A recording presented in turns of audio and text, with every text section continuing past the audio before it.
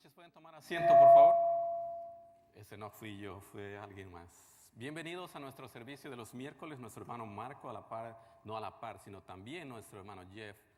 Ambos se encuentran fuera del país en diferentes puntos del mundo. Con seguridad sé que nuestro hermano Marco está ahora viajando a Chile, en donde va a estar trabajando con nuestro hermano Ryan Blastock en el asunto de qué dice la Biblia. Así que esta noche les voy a pedir, si son tan amables, en abrir sus Biblias en la segunda epístola que Pablo escribe. Dije Pablo, ¿verdad? Déjenme corregirme a mí mismo. La segunda epístola que escribe Pedro. Segunda epístola que escribe Pedro. Y mientras encuentran allí su capítulo 1, quisiera a manera de introducción presentarle un par de pensamientos acerca de lo que vamos a considerar esta noche. El domingo anterior, creo que la mayoría de ustedes estuvo aquí en el servicio, tuvimos a un hermano que salió de nuestra iglesia a pastorear en la Florida, después regresó y salió creo que fue a uno de los países del Medio Oriente que estuvo ministrando por unos años y ahora está de regreso otra vez en el área. Y él nos hablaba acerca de un concepto que es muy importante y probablemente muy conocido para la mayor parte de ustedes, y es el concepto que nosotros llamamos como el discipulado. Él nos hablaba acerca de la necesidad que tenemos de crecer, acerca de cómo es que esta iglesia se conoce en muchos ámbitos precisamente por el ministerio del discipulado y por lo que el ministerio hace en la vida de aquellas personas que realmente dedican tiempo a crecer. Y eso me llevó entonces a pensar que a manera de introducción esta noche quisiera hacerles un par de preguntas. ¿Qué significa crecer? Y obviamente estamos hablando en el sentido espiritual. En este ministerio del discipulado que nosotros tenemos, muchas personas y varios de ustedes han venido y han hablado con un servidor acerca de encontrar a alguien que los discipule. Y yo les hago esa pregunta. ¿Qué es lo que quieres que Dios haga en tu vida en este proceso de discipulado? Porque cuando nosotros decimos, bueno, es que yo quiero crecer, ¿qué realmente quiero decir?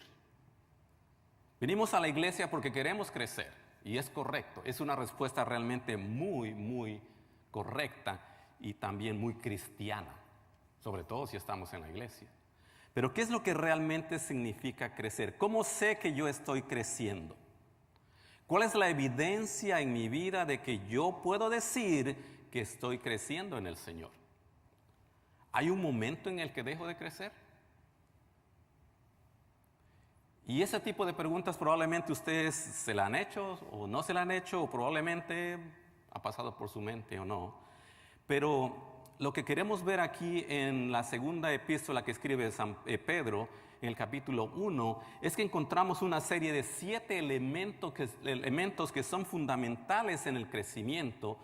Y lo que quiero que enfoquemos esta noche es un concepto que creo que se lo dejamos en el inicio, y esto es una frase que se encuentra en el versículo 8. Pero tomemos tiempo para leer los versículos 3 en adelante y nos detendremos en el versículo 8 y simplemente vamos a tomar la frase del versículo 8 y vamos a considerar qué es esto que Pedro está diciéndole a estos hermanos, porque en el mismo capítulo les está diciendo que él necesita recordarles esto. Así que aquellos de ustedes que ya han sido discipulados, en años anteriores teníamos 16 lecciones. En el presente tenemos un material que se llama Direcciones, que tiene 18 lecciones. Algunos de ustedes atravesaron por ese material, algunos de ustedes intentaron atravesar por ese material, algunos de ustedes están empezando a ser discipulados, pero independientemente de que si hayan o no hayan logrado estudiar las lecciones, la verdadera pregunta es, ¿qué es eso de crecer?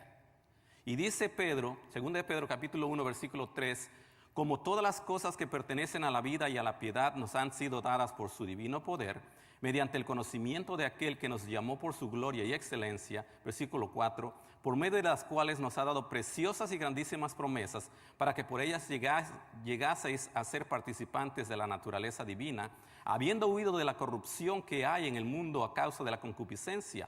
Vosotros también, dice el versículo 5, poniendo toda diligencia, por esto mismo, añadir a vuestra fe virtud, a la virtud conocimiento, al conocimiento dominio propio, al dominio propio paciencia, a la paciencia piedad, a la piedad afecto fraternal y al afecto fraternal amor. Y dice el versículo 8, porque si estas cosas, ¿cuáles estas cosas? Se está refiriendo a los 7 elementos que acabamos de mencionar en los versículos anteriores. Si estas cosas están en vosotros y abundan, no os dejarán estar ociosos ni sin fruto en cuanto al conocimiento de nuestro Señor Jesucristo. Y esta es la conexión que queremos hacer esta noche. Esa frase que dice el versículo 8, ni ociosos ni sin fruto en cuanto al conocimiento de nuestro Señor Jesucristo. Esto me lleva a proponerles que si nosotros conectamos el conocimiento del Señor Jesucristo a lo que es el crecimiento, entonces esto quiere decir que si yo estoy ocioso y si yo estoy sin fruto, no estoy creciendo. Déjenme repetirlo otra vez. Si yo estoy ocioso y si yo no tengo fruto en mi vida, entonces no estoy creciendo. Y esta noche quisiera que considerásemos algunos aspectos prácticos. ¿Cuáles son las razones por las cuales tú eres ocioso? O más bien tú estás ocioso. O probablemente en nuestro idioma podamos decir por qué estás de ocioso. ¿Cuál es la razón? ¿Cuál es la razón por la cual no hay fruto en tu vida? Eso te debe de inmediato llevar a pensar que entonces tú no estás creciendo. No importa el número de años que has estado probablemente sentado en una silla en esta iglesia, si tú no tienes fruto y evidencia de que si conoces a Cristo y eso se transfiere a la práctica, entonces quiere decir que estamos viviendo una vida ociosa, una vida sin fruto. Cuando vemos el significado de la palabra ocioso, ustedes pueden encontrarla en el diccionario, el significado más común es inútil, sin uso, que no tiene uso ni ejercicio en aquello a lo que está destinado. Y eso probablemente nos deba llamar la atención. ¿Cuál es o cuáles son las razones por las cuales nuestras vidas como hijos de Dios entonces están llenas de ociosidad? Y hay dos factores importantes en esto, aunque vamos a considerar tres cosas, todavía estamos en la introducción. Hay dos factores importantes. A veces va a ser un factor de tiempo. Y eso es lo que el hermano decía el domingo cuando nos predicaba allá en el libro de Ageos y en el libro de Esdras. Realmente a veces es asunto de tiempo. Decimos es que yo no tengo tiempo. Hay muchas cosas que tengo que hacer. Si nos tomamos el tiempo de asistir a la iglesia, pero realmente no tomamos lo que aprendemos en la iglesia y lo ponemos en práctica. A veces es un asunto de lo que él llamaba de tesoros.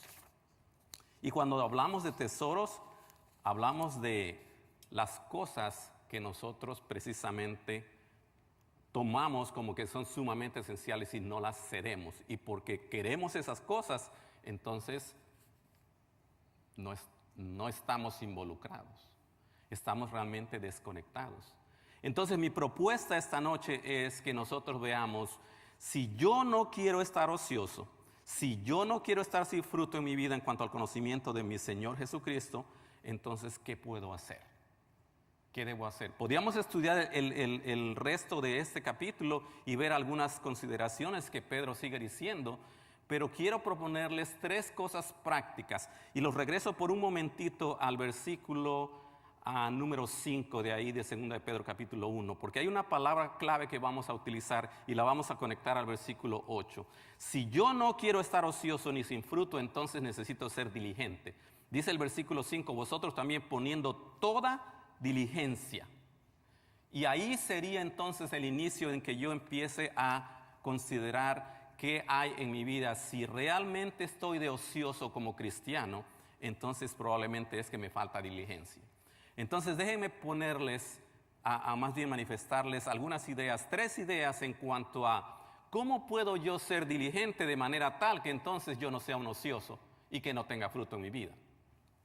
Lo primero que quiero que consideremos es, necesito diligencia en mi comunión con Dios.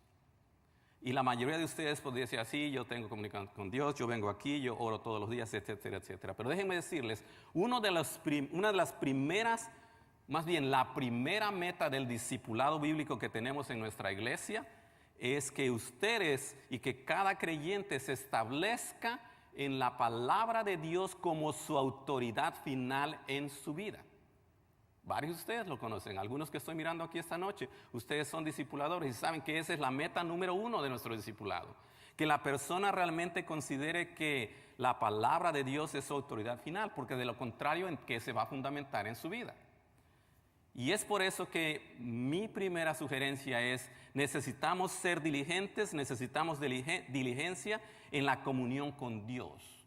¿Cómo es que yo tengo comunión con Dios como hijo de Dios? Hay dos cosas importantes. Una, su palabra a la cual yo puedo venir en todo momento y en oración.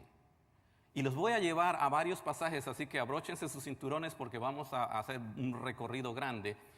Primero quiero que vayan conmigo a Hebreos capítulo 4, versículo 16, y creo que se los dejamos allí en el texto, por si al caso algunos no tienen su Biblia. Mostremos esa primera parte. Dice Hebreos capítulo 4, versículo 16, acerquémonos pues confiadamente al trono de la gracia para alcanzar misericordia y hallar gracia para el oportuno socorro. La diligencia en la comunión entonces requiere primero de que yo tenga oídos atentos. Oídos atentos. En otras palabras, que yo sea atento. Porque dice aquí Hebreos capítulo 4 versículo 16 que nos hemos de acercar. ¿Y para qué me acerco yo a Dios? Piensen conmigo por un momento. ¿Para qué me acerco yo a Dios? ¿Para qué vengo a Dios en oración? ¿Para sentirme bien? ¿O para qué realmente? Porque ese es el aspecto práctico de este primer aspecto. ¿Para qué vengo yo a Dios? Y no les voy a pedir que me digan, solamente piénsenlo ustedes.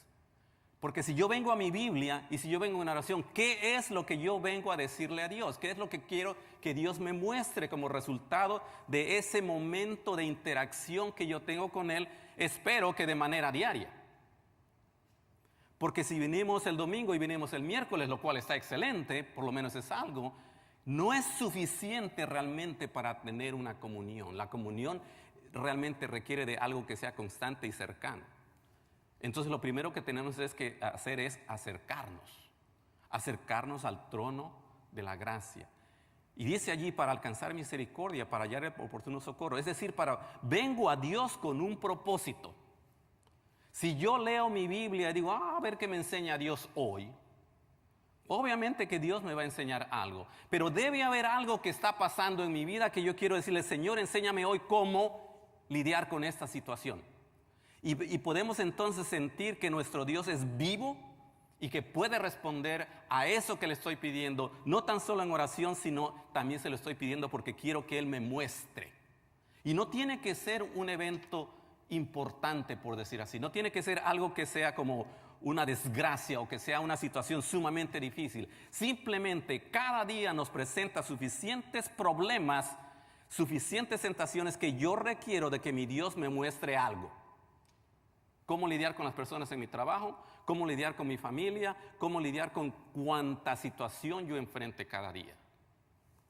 Primero, entonces, para poder tener oídos atentos o para poder poner atención, necesitamos acercarnos con propósito a Dios. Y yo no sé cuántos de ustedes lo hacen así, de manera regular. Pero hay algo más. Vayan conmigo al primer libro de Samuel, en el capítulo 3, versículo 10. El primer libro de Samuel, capítulo 3, versículo 10. Aquí tenemos la historia, que es la primera vez en que Samuel va a escuchar una voz que le está llamando. Primer libro de Samuel, capítulo 3. Y vamos a ver, les decía, en el contexto, Jehová está llamándole a Samuel y Samuel no identifica la voz, sino hasta la tercera vez. Pero vean lo que hace, eso es lo que les estoy diciendo, que eso es escuchar con atención, es tener oídos atentos. Porque voy a leerles lo que dice capítulo 3, versículo 10 del primer libro de Samuel. Dice, y vino Jehová y se paró y llamó como las otras veces, y vean lo que dice, Samuel, Samuel. Entonces Samuel dijo, habla, porque tu siervo, ¿qué dice después? Oye. Vean que hay un gran, hay muchas cosas que podemos observar en este versículo aquí. Número 1, vean que Dios llama a Samuel por su nombre. Y le dice Samuel, Samuel. Y Samuel finalmente entiende que es él a quien le están hablando, porque si en este momento aquí llegase alguien y dijera, Luis, probablemente Luis Rivera va a contestar, y probablemente el otro Luis que anda por allá va a contestar, y probablemente yo voy a contestar, porque habemos varias personas de nombre Luis, ¿verdad? Pero cuando hay una comunión, aquí Jehová está hablándole literalmente a Samuel por su nombre. Samuel responde y le dice, habla porque tu siervo oye. Porque tu siervo oye. Y vean lo que dice en el versículo 11. Jehová dijo a Samuel, he aquí haré yo una cosa en Israel, que a quien la oyere le retiñirán ambos oídos. Eso es comunión. La comunión es una comunicación obviamente en dos direcciones. Alguien que viene a escuchar o a intentar tener una comunicación y el otro que le responde. Es por eso que necesitamos ser diligentes. Si yo no quiero tener una vida de ociosidad como hijo de Dios, y si yo no quiero estar vacío de fruto, necesito ser diligente en mi comunión, poniendo atención a lo que Dios me dice, acercándome a Él. Y les decía al inicio, ¿cuáles son las razones? ¿Cuál sería en este caso entonces la razón por la cual yo no le pongo atención a Dios? Yo sé mis razones y cada uno de ustedes sabe sus razones. ¿Cuál es la razón por la cual yo no escucho que Dios está llamándome por mi nombre cuando estoy tratando de tener comunión con Él? Imagínense, eso es un poco ilógico. Yo vengo a Dios y yo pido hablar con Dios y quiero tener comunión con Él, y cuando me contesta, entonces yo no lo escucho. No identifico su voz. Probablemente es porque estoy distraído. Probablemente es porque soy sumamente ocupado en otras cosas, que realmente mi comunión con Dios no es comunión. Y déjenme decirles qué quiere decir esto. Y creo que la mayoría de ustedes sabe. Si ustedes van a un centro comercial, generalmente van a encontrar, o más bien van a escuchar música ambiental, van a ver televisores múltiples encendidos, va a haber juegos de diferentes tipos y va a haber ruido en general. Y ustedes también van con su propio ruido hablando con alguien. Estamos saturados de muchas cosas que nos distraen. Que cuando la voz de Dios me dice, Luis, yo pienso que es el radio que está sumamente alto y hay alguien en el programa del radio que tiene un problema y que le están ayudando y que se llama Luis, y yo me sigo, ¿verdad? Estoy distraído. Realmente, ¿saben a qué le llamamos eso? Le llamamos estar desconectados de Dios. Cuando yo no escucho, cuando mi comunión es tan superficial que realmente yo no escucho lo que Dios me está tratando de decir cuando leo su palabra o cuando vengo a Él en oración, realmente estoy desconectado de Él y estoy desconectado de las personas y de las circunstancias que Dios pone a mi alrededor. No hay otra razón por la cual entonces yo estaría desconectado si yo realmente quisiera poner atención y tener esa comunión con Dios. Por eso es que decimos que necesitamos ser diligentes. Si yo quiero ser diligente, no voy a estar desconectado de Dios. Y entonces mi pregunta para ustedes es, ¿realmente estás conectado con Dios? No estoy diciendo si realmente vienes a la iglesia, y disculpen que a ustedes que están aquí fielmente cada vez les puede molestar el hecho de decir, bueno, pero yo estoy aquí.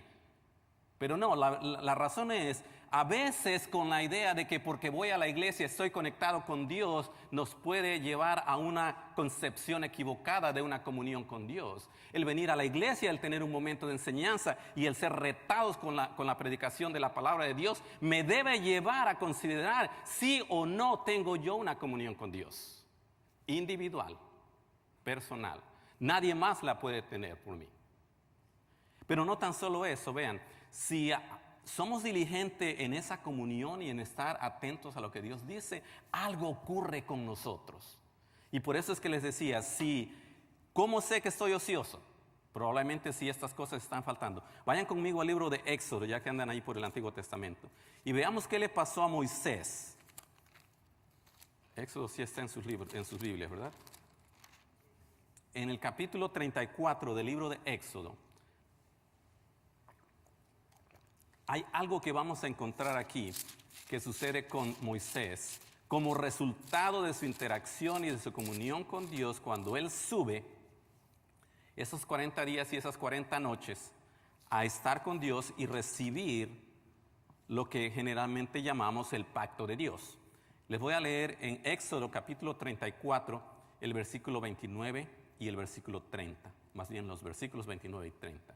Leo Éxodo capítulo 34 versículo 29. Y aconteció que descendiendo Moisés del monte Sinaí con las 2 tablas del testimonio en su mano, al descender del monte no sabía Moisés que la piel de su rostro resplandecía después que hubo hablado con Dios. Y dice el versículo 30, y Aarón y todos los hijos de Israel miraron a Moisés y aquí que la piel de su rostro era resplandeciente y tuvieron miedo de acercarse a él. Cuando yo soy diligente en mi comunión con Dios, cuando yo le escucho, cuando las distracciones a mi alrededor se quedan a un lado y realmente yo estoy en comunión con Dios, en contacto con Dios, algo ocurre con mi semblante. Y la palabra semblante quiere decir cómo me veo, especialmente mi cara, mi rostro. Nuestros ojos y nuestro rostro reflejan lo interior de nosotros. No les voy a pedir que hagan este ejercicio ahora, pero sería bueno que ustedes cuando vayan a la casa se vean en el espejo y vean qué hay allí. Generalmente ustedes saben, cuando yo me veo al espejo y estoy cansado, yo sé que veo a una persona cansada allí. Cuando yo me veo al espejo y veo que estoy enfermo, yo sé que hay alguien enfermo allí. ¿Qué es lo que ven los demás en nuestro rostro? Si yo digo que soy un hijo de Dios y que yo tengo una comunión con Dios de manera constante, ¿qué miran en mí? ¿Ven un rostro agradable, por decir así? O nuestro hermano Marco dice siempre, ¿verdad? O ven una cara de mula. No sé si las mulas tienen cara. ¿Sí tienen? ¿Verdad? Es decir, ven a una persona así toda fría, amarga, con más arrugas de las que debía tener porque andan enojados, andan preocupados. No sé. La evidencia de la comunión con Dios lo dice claramente allí. Después de haber hablado con Dios, produce algo en nosotros que se refleja en nuestro rostro. Nuestro hablar mismo cambia y manifiesta realmente algo que los demás no captan, no entienden. ¿Por qué? Porque nosotros somos hijos de Dios, porque nosotros somos luz en este mundo. Les voy a leer 2 versículos y creo que se los dejamos también en pantalla, pero solo para que ustedes vean con este primer punto. En el caso de Daniel, el caso de Daniel es muy, muy típico. Daniel vino y le ofrecieron la comida del rey y él decidió que no iba a contaminarse con los alimentos del mundo y pidió al encargado que le dieran otro tipo de alimento. En un cuadro, obviamente, este alimento de lo que es la palabra de Dios. Y les voy a leer Daniel 1:15. Vean el resultado. Al cabo de los 10 días pareció el rostro de ellos, obviamente hablando de Daniel y sus amigos, mejor y más robusto. Robusto, yo creo que todos entendemos esa palabra, ¿verdad? Estaban mejor alimentados. Yo creo que nosotros, no sé cada uno de ustedes, pero cada uno se puede considerar a sí mismo robusto o no. Pero dice que el rostro de ellos era mejor y más robusto que el de los otros muchachos que comían de la porción de la comida del rey. Y me imagino que la comida del rey era buena comida. Pero ¿saben qué? En este caso, este alimento es un cuadro de la palabra de Dios. Y por eso ustedes pueden leer todos los libros, todos los comentarios, todas las revistas y todo lo que quieran acerca de lo que es de Dios. Pero no es sino hasta lo que leemos la palabra de Dios, hasta ese momento entonces el efecto no va a ser realmente genuino y directo y real. También en el libro de los Hechos les voy a leer otro versículo En el libro de los Hechos, capítulo 6, versículo 15, encontramos la historia de la ocasión en que van a matar a Esteban. Y si ustedes saben más o menos la historia, aquí Esteban es acusado, es apedreado, y cuando Esteban está a punto de morir, vean qué interesante, cuando Esteban está a punto de morir, voy a leerles Hechos capítulo 6, versículo 15, dice: entonces todos los que estaban sentados en el concilio, al fijar los ojos en él, vieron su rostro como el rostro de un ángel. Y se dice que el rostro de un ángel obviamente resplandecía. ¿Qué estoy tratando de decir en este primer punto? Que si yo voy a ser diligente en mi comunión con Dios, entonces necesito poner atención, obviamente con mis oídos, y debo de ver qué ocurre conmigo después de que yo he tenido un momento de comunión con Dios. Si no hay evidencia en mí de que ha habido algo allí, entonces probablemente yo simplemente me ocupo en leer la Biblia, probablemente yo tengo una rutina de tener un momento de oración, pero ¿qué pasa con ese momento de oración y de lectura? No sé. No están produciendo algo, no están haciendo nada. No porque la palabra de Dios no sea efectiva, sino que probablemente yo vengo con una actitud ociosa. Es decir, con una decir, vamos a ver qué logro, y como no me gustó lo que leí hoy y no lo entendí, entonces voy a ver qué otra cosa hago mañana.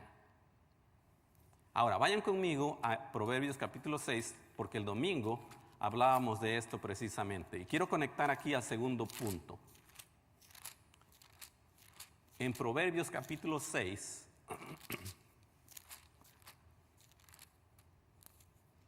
vean lo que dice el versículo 23. Porque eso es sumamente interesante. Lo vamos a utilizar como un versículo de conexión entre este primer punto y el segundo punto. Dice la primera parte del capítulo 6, versículo 23. Porque el mandamiento es lámpara y la enseñanza es luz. Escuchen bien y apliquémoslo a eso que estamos tratando de ver aquí. Si mis oídos escuchan y si yo recibo entonces mandamiento y enseñanza, ¿qué es lo que va a haber en mí? Va a haber luz. Y porque hay luz en mí, entonces mi rostro va a resplandecer. Mi rostro va a resplandecer. La paz que hay en mí como hijo de Dios y como resultado de mi comunión con Dios definitivamente se manifiesta. Se manifiesta. Ahora, esto me lleva entonces al segundo punto. El primer punto que vimos entonces, si yo quiero asegurarme de que realmente no estoy de ocioso, sino que soy diligente, entonces debo ser diligente en mi comunión, porque ahí se fundamenta todo. Si queremos que alguien esté establecido en la palabra de Dios como autoridad final de su vida, lo primero que necesita entonces empezar a hacer es tener una comunión con esa palabra. Y eso se inicia con la lectura constante de lo que es la palabra de Dios.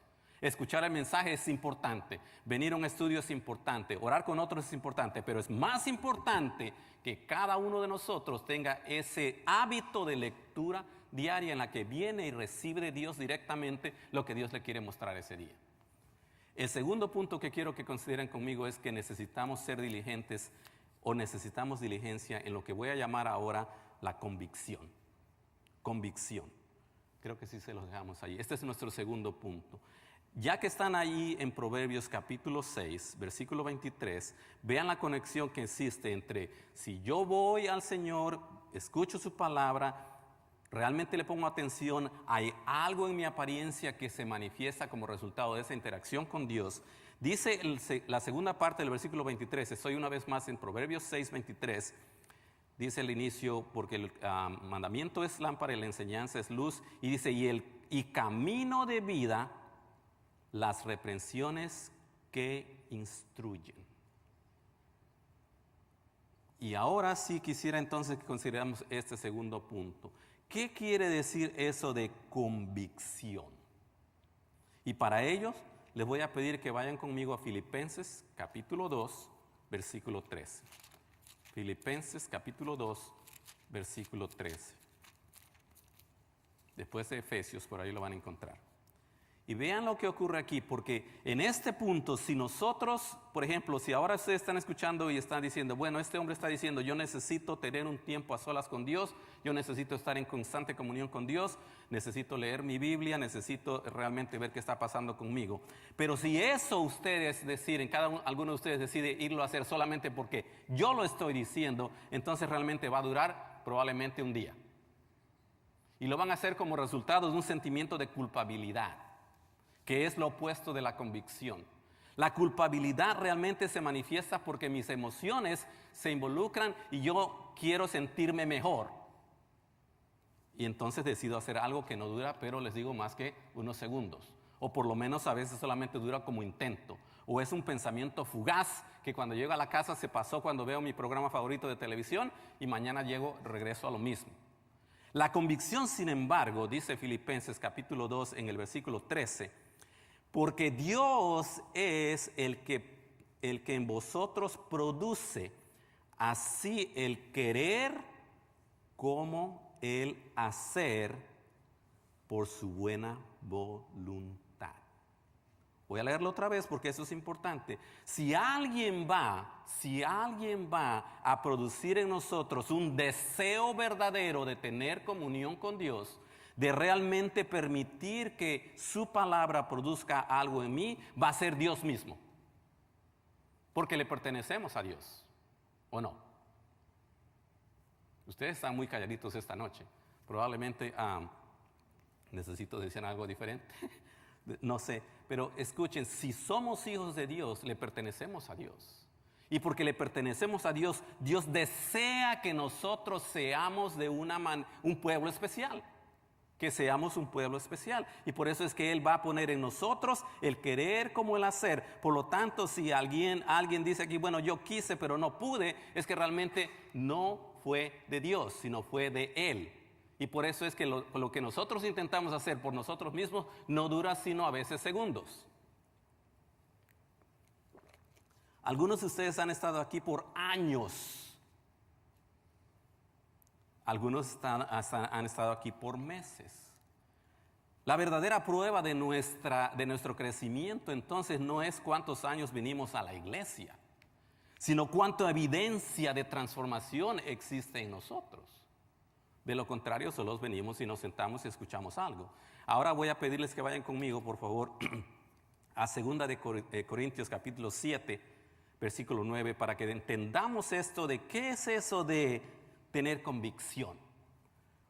La segunda epístola que Pablo escribe a los Corintios, se la dejamos allí en pantalla si acaso no la tienen. En el versículo 9 dice Pablo a los Corintios en su segunda epístola: ahora me gozo, no porque hayáis sido contristados, sino porque fuiste contristados para arrepentimiento, porque habéis sido contristados según Dios, para que ninguna pérdida padecieseis por nuestra parte. Escuchen, el concepto de convicción tiene que ver con el arrepentimiento, pero no hay convicción ni hay arrepentimiento si no viene de Dios. Si no viene de Dios. Si no viene de Dios, porque si no estamos dispuestos a actuar, entonces nosotros solamente nos convertimos en estudiantes de la palabra de Dios que nos gusta acumular conocimiento. Ahora, este domingo el hermano que predicaba decía algo que yo no había pensado, pero ustedes piensen conmigo para ver si eso tiene sentido. Él decía, si solamente nos alimentamos de la palabra de Dios y solamente la acumulamos pero no la usamos, entonces es como si pusiésemos agua en una esponja y dejamos esa esponja probablemente en el garaje. ¿Qué pasa si ese garaje obviamente es un lugar cerrado? ¿Qué pasa con esa esponja? ¿Qué pasa con esa agua? El agua obviamente va a producir, creo que se llama moho, va a producir unas cositas verdes en esa esponja. Y si yo toco y trago esa esponja cerca de mí, ¿qué es lo que va a hacer? Va a oler mal. Va a oler mal. ¿Por qué? Porque simplemente se llenó de agua y se puso en la oscuridad allí. Eso es lo que ocurre cuando nosotros solamente escuchamos y nos alimentamos de la palabra de Dios, pero no le damos curso, no le damos uso. Por eso es que es importante que no tan solo, como les acabo de decir hace un momento, entendamos eso de ser contristados por Dios, eso de ser realmente de estar llenos de convicción de Dios, sino el deseo de actuar. Y vamos a conectar estas dos cosas en este momento. Vayan conmigo, creo que también se los dejamos allí, vayan conmigo a Jeremías capítulo 31, versículo 19, y veamos esa conexión entre qué es eso entonces de la convicción y cómo se da en mi vida.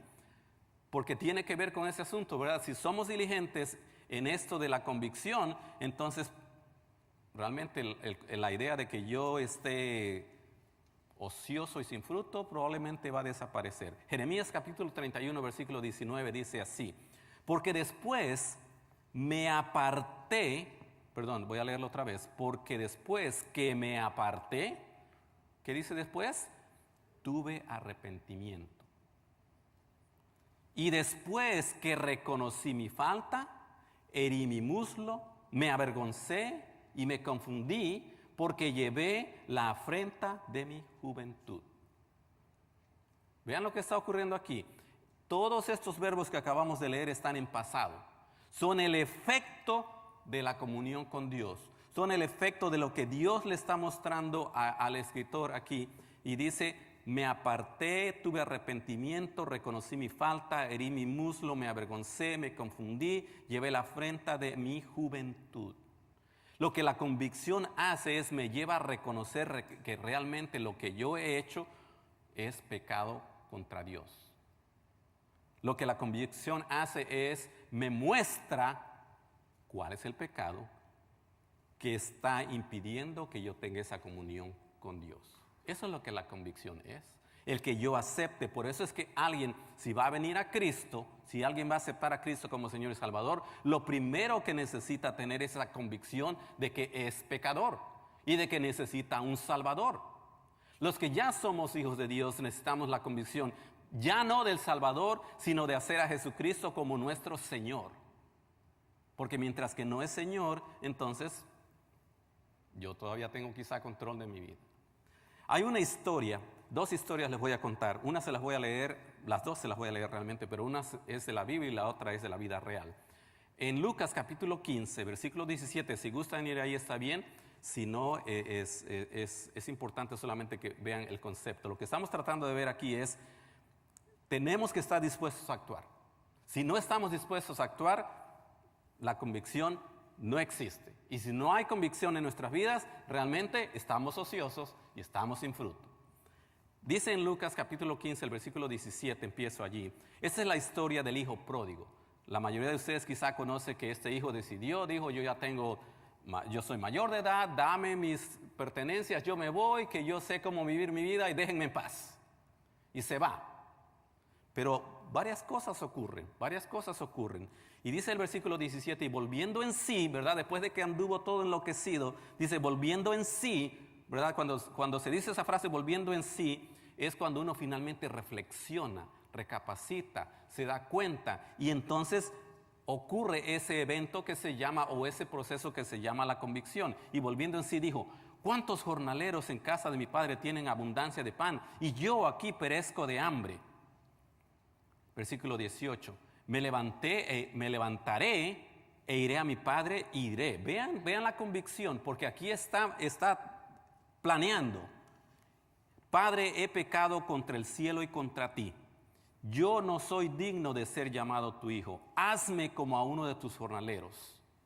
Eso es lo que la convicción produce. El aceptar que somos nosotros los que estamos haciendo lo incorrecto. No es problema de Dios, no es problema del hermano, no es problema de los demás, aunque haya otros involucrados. Es mi pecado. Eso es lo que la convicción hace.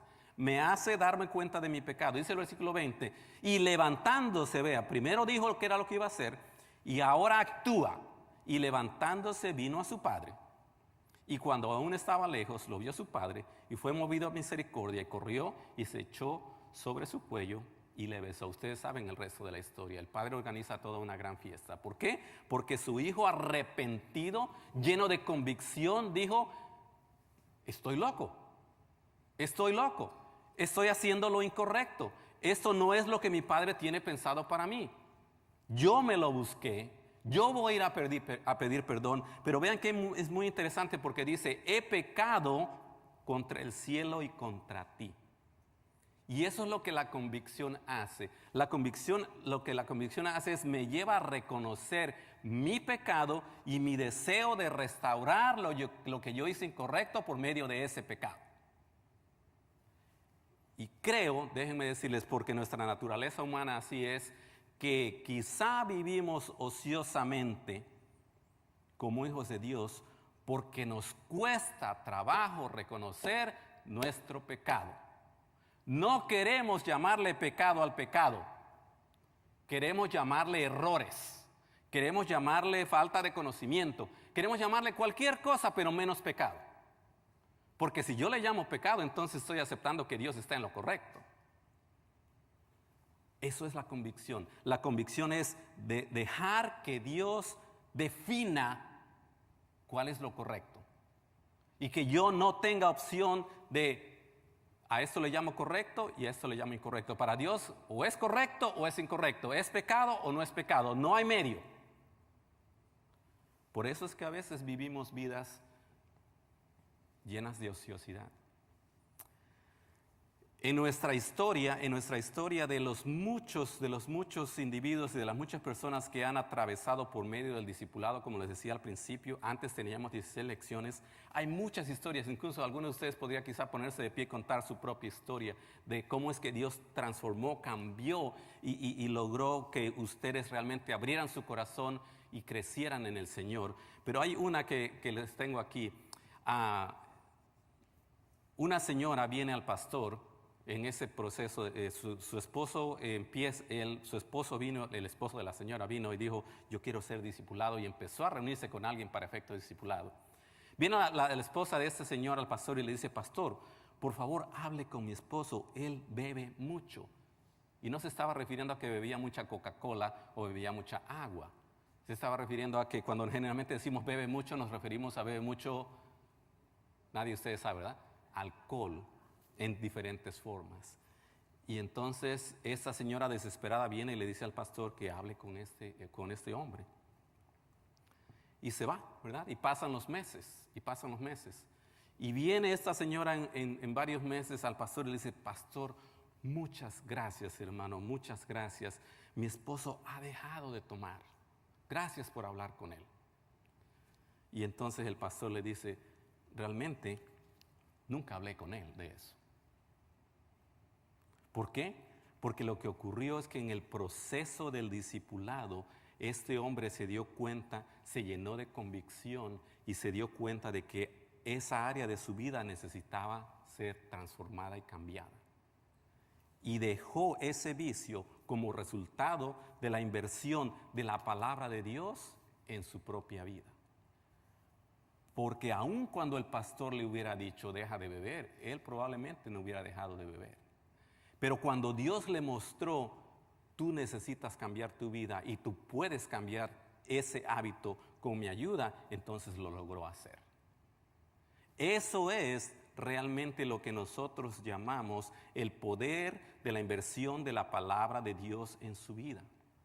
Les voy a leer un versículo aquí en Isaías capítulo 57, versículo 15, porque es muy importante, para mí esto es clave. Si yo voy a conceptuar de alguna manera mi crecimiento espiritual, tengo que ver ese asunto de la convicción, porque la convicción va a ser el motor que me va a mantener limpio constantemente. No importa si yo he caminado 24 años con el Señor, o un año, o 3 meses, o un día. Eso es lo que produce la limpieza. Dice Isaías capítulo 57, versículo 15, porque así dijo el alto y sublime, el que habita la eternidad y cuyo nombre es el Santo. Yo habito en la altura y la santidad, y con el quebrantado y humilde de espíritu, para hacer vivir el espíritu de los humildes y para vivificar el corazón de los quebrantados. ¿Qué quiere decir esto, hermanos? Quiere decir que si yo soy hijo de Dios, mi comunión con Él, mi atención a su palabra, permiten entonces que haya un constante hábito de quebrantamiento, hábito de convicción, hábito de decir, Señor, tú eres Dios, tú eres el grande, tú eres sublime, tú eres misericordioso, yo pequé hoy en esto, esto y esto, porque eso es lo que también nos cuesta trabajo. Nos cuesta ponerle nombre al pecado y decimos frases tales como, hermano, si te ofendí con algo que dije, por favor, perdóname. Cuando en realidad debería decir, hermano, perdóname porque te llamé esto. Y cuando ponemos una frase así media extraña, por decir así, cuando realmente lo que nuestro corazón está diciendo, bueno, yo tengo que decirte algo, así que te voy a decir algo así como que, bueno, si te ofendiste, porque tú te ofendes de todo generalmente, entonces, si te ofendiste, perdóname. Cuando en realidad la convicción me dice directamente, acepto mi responsabilidad, acepto el hecho de que yo hice lo incorrecto y lo tomo sobre mí porque yo sé que no voy a ser yo, sino aquí dice Isaías 57, dice que Dios va a vivificar el corazón de los quebrantados. ¿Y saben qué ocurre después de que mi corazón está quebrantado y yo arreglo el asunto con Dios y con las personas que están involucradas o lo que sea? Entonces estoy vivificado y mi rostro una vez más puede tener otra vez esa luz, esa brillantez. Está resplandeciendo una vez más como resultado de que yo estoy en constante comunión con Dios. La comunión vertical con Dios me permite tener comunión horizontal con los hermanos. Por eso es que en nuestro discipulado decimos, la meta número 1 es que la palabra de Dios sea autoridad final en tu vida. Y la meta número 2 es que tú tengas una comunión con otros creyentes. Pero ¿qué pasa si mi discipulador se porta mal, no me gusta, me mira indebidamente, yo creo que él no es un buen hermano? Realmente, ¿saben qué? Eso no importa, porque el que importa ahí es Dios. ¿Podemos cometer errores como discipuladores? Podemos cometer errores como discipuladores. ¿Podemos cometer errores como cristianos? Sí lo podemos, pero Dios no se equivoca. Dios es perfecto y Dios sabe exactamente por qué te puso a esa persona en tu vida. ¿Qué es lo que Dios te quiere enseñar? Por eso es que entonces vamos a concluir esta noche con el tercer punto. Hemos hablado acerca de la necesidad de reflexionar en cuanto a nuestra comunión.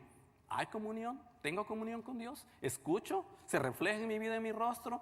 Número 2, hablamos acerca de realmente hay evidencia, hay una manera en que yo observo que mi vida se llena de convicción y estoy quebrantado realmente ante Dios para arreglar las cosas que necesito arreglar como resultado de mi comunión con Él.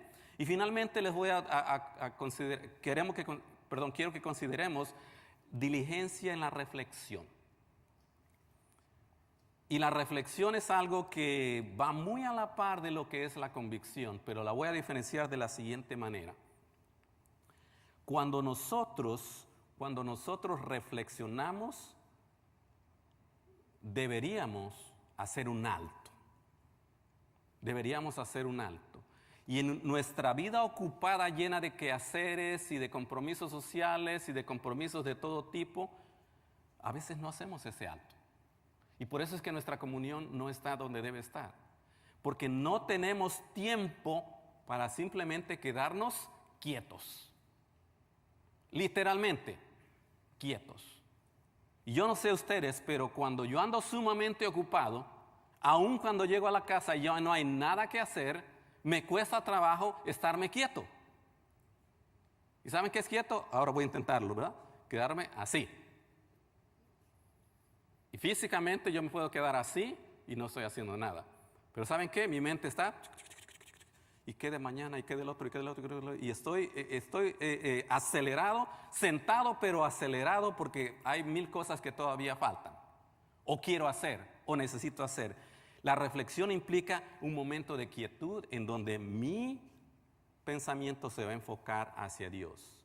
Y una manera de reflexionar realmente es simplemente dar un vistazo y ver qué es lo que Dios hizo hoy con mi vida. Termino mi día de trabajo. Gracias, Señor, estoy súper cansado, pero gracias porque tú me llevaste bien, llegué a tiempo, en medio de este tráfico tan loco, no hubo ningún problema. En medio de tanta presión con las cosas que tengo que terminar el trabajo, logré hacer lo que se necesitaba hacer. Me has dado gracia ante mi jefe. Y vean, cuando nosotros empezamos a reflexionar, pero esa reflexión requiere de que nosotros literalmente nos enfoquemos, hagamos ese esfuerzo de enfocarnos, porque el programa de televisor es más atractivo, la música que queremos escuchar es más atractiva. Estamos nosotros sumamente acostumbrados a estar en medio de lo que es el ruido, que la voz de Dios se pierde en medio de todo esto y no reflexión. Vayan conmigo al Salmo capítulo 1 y empecemos a leer en el versículo 2, porque esta es la conclusión en sí, casi la conclusión. Dice el Salmo, más bien dice el salmista en el capítulo 1, versículo 2, hablando, ¿verdad?, de la reflexión. Dice, sino que en la ley de Jehová está su delicia, y en su ley medita de día y de noche. Y vean la promesa que dice el versículo 3, porque ese es el asunto que estamos tratando ahora. La frase muy corta, pero muy importante es, si estamos ociosos o si estamos sin frutos. Dice, será como árbol plantado junto a corrientes de agua, que da su fruto en su tiempo, y su hoja no cae, y todo lo que hace prosperará. Si yo soy una persona ociosa, entonces esto no se aplica a mí. Porque vean, el estar plantados como árbol junto a las corrientes, número 1, estar plantado, estar cimentado, estar establecido. Siempre la corriente de agua en la palabra de Dios, en la Biblia se refiere a la palabra de Dios, el agua, ¿verdad? Y va a haber una corriente.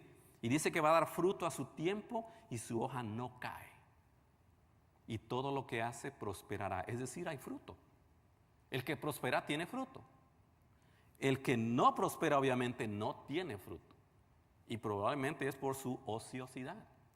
Entonces, si voy a ser diligente en mi reflexión, necesito ver evidencia. ¿Hay evidencia en mi vida de fruto? Cada uno de nosotros tiene sus propias situaciones, pero ¿hay o no evidencia que después de esos no sé cuántos años de estar aprendiendo la palabra de Dios, todavía soy esa persona que era hace 10, 5 años? Las áreas que yo necesito atender todavía están a un lado y todo lo que he aprendido no lo aplico. Si es así, estoy ociosamente viviendo. Estoy viviendo ociosamente. En el capítulo que leímos hoy, leímos en capítulo 1, capítulo 1, versículo 8 de 2 de Pedro, dice que hay que añadir a vuestra fe virtud, a la virtud conocimiento, al conocimiento dominio propio, al dominio propio paciencia, a la paciencia piedad, a la piedad afecto fraternal y al afecto fraternal amor. ¿Cuál ingrediente falta en tu vida para que tú dejes de estar ocioso? Y les voy a pedir, pueden ir conmigo, creo que se los dejamos aquí solo como referencia, pero en Jueces, capítulo 18, versículo 7, encontramos un cuadro de un pueblo ocioso. Y eso sería una manera de que nosotros nos examinemos y veamos, si vivo como esta gente, probablemente estoy viviendo ociosamente en el Señor. Jueces, capítulo 18, versículo 7, dice así. Obviamente aquí estamos hablando en aquellos días en donde no había rey, en donde no había leyes, todo el mundo hacía lo que le venía en gana. Y cuando se metían en problemas, venían a Dios.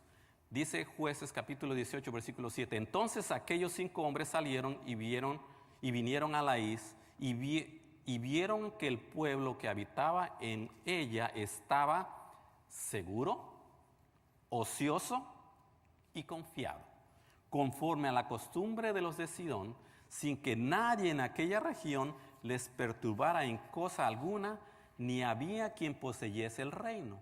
Y estaban lejos de los sidonios y no tenían negocios con nadie. ¿Se acuerdan que hace un momento les decía que cuando nosotros no tenemos una comunión con Dios, realmente estamos desconectados? Eso es lo que hace un ocioso. Vive su propio mundo, está seguro, está ocioso y está confiado. Y él dice, mañana voy a ir a trabajar. Y el otro año voy a hacer esto y esto y esto. ¿Dónde está Dios? ¿Quién sabe? Pero Dios, yo sigo mi vida. Ya yo no voy a ir al infierno, yo soy hijo de Dios. Y se mantiene con una actitud realmente de ociosidad. Y cuando vivimos nuestra vida de manera tan, ¿verdad?, calmada, que ni nos damos cuenta de qué es lo que Dios está haciendo, realmente estamos confiando en lo que nosotros creemos o queremos, sin darnos cuenta de que Dios está tratando de mostrarnos algo alrededor. El fruto entonces del conocimiento del Señor Jesucristo, a manera de conclusión, se manifiesta, número uno, en mi comunión con Dios. Se manifiesta en una constante convicción que es resultado de la comunión con Dios, pero sobre todo de esa reflexión de lo que Dios está haciendo en mi vida. Si yo vivo ociosamente, entonces tengo que pensar que la ociosidad me impide producir fruto. La ociosidad me impide producir fruto y me mantiene en una condición de comodidad, pero estéril. Eso es lo que hace la ociosidad. Me mantiene cómodo, pero estéril. ¿Cómodo por qué? Cómodo porque tengo una iglesia a la cual puedo yo asistir cuando yo quiera, porque esta iglesia está abierta prácticamente todos los días. Cuando yo voy a un lugar en donde necesito actividades para mis niños, ahí está la actividad para los niños. Necesito actividad para adultos, ahí está la actividad para adultos. Vivo cómodamente. La iglesia me está sirviendo para mis, entre comillas, necesidades. ¿Quede mi fruto en el Señor? Eso ahí veremos cuando haya tiempo. Eso es vivir ociosamente. Eso es vivir estériles. Eso es vivir cómodamente, es como este pueblo que estaba allí, ¿verdad? Y el resto, después cuando llegaron y los atacaron, los mataron y etcétera. ¿Por qué? Porque estaban confiados, porque estaban ociosos, porque el ocioso no produce nada, pero toma espacio, pero toma lugar. Y déjeme concluir con esto. En nuestra experiencia como iglesia, los ociosos son los que crean más conflictos. Porque para eso sí tienen tiempo, para quejarse de lo que se hace incorrectamente de acuerdo a su punto de vista. Y eso es importante que lo reflexionemos. Si hay fruto, realmente entonces yo voy a tener una manera de ver qué es lo que Dios está haciendo y qué es lo que Dios está haciendo alrededor mío, de manera tal que yo me encamine en su plan. ¿Qué les parece si tomamos un momentito para entonces orar y pedirle a Dios que nos dé convicción esta noche? Y de ahí nos despediremos. Les voy a dar un par de anuncios. Padre bendito, Señor,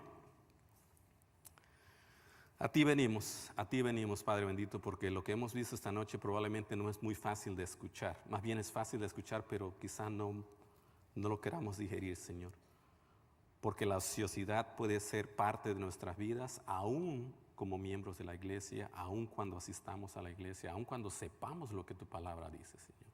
Y mi oración, Padre bendito, es que tú nos des esta noche un reto a que seamos diligentes, en mantener esa comunión contigo, Señor, a que seamos diligentes en percibir tu convicción que solamente tú nos puedes dar por medio de tu Espíritu.